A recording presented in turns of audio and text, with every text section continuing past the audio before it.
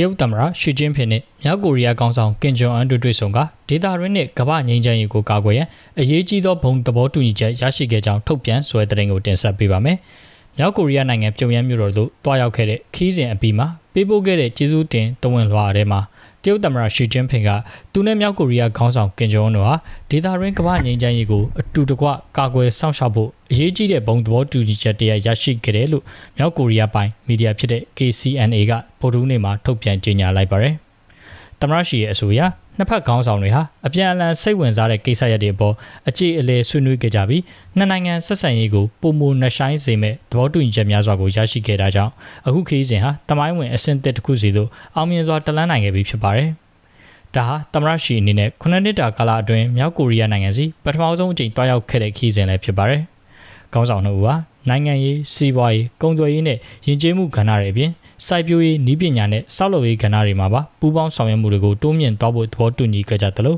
နယ်စပ်ဂိတ်တွေအပြည့်အဝပြန်ဖွင့်ဖို့လေကြောင်းလိုင်းတွေနဲ့နိုင်ငံတကာခရီးသည်တင်ရထားလိုင်းတွေပြန်စတင်ဖို့ကိုလည်းဆွေးနွေးခဲ့ကြပါတယ်။ဒါပြင်ကိုရီးယားစစ်ပွဲအတွင်းကြာဆုံးခဲ့တဲ့တရုတ်စစ်သည်တော်တွေကိုဂုဏ်ပြုထားတဲ့ပြုံယမ်းမြို့ရှိကိုရီးယားတရုတ်ချစ်ကြည်ရေးမြို့စဉ်စီတို့အတူတကတားရောက်အလေးပြုခဲ့ကြောင်းသိရှိရပါတယ်ခင်ဗျာ။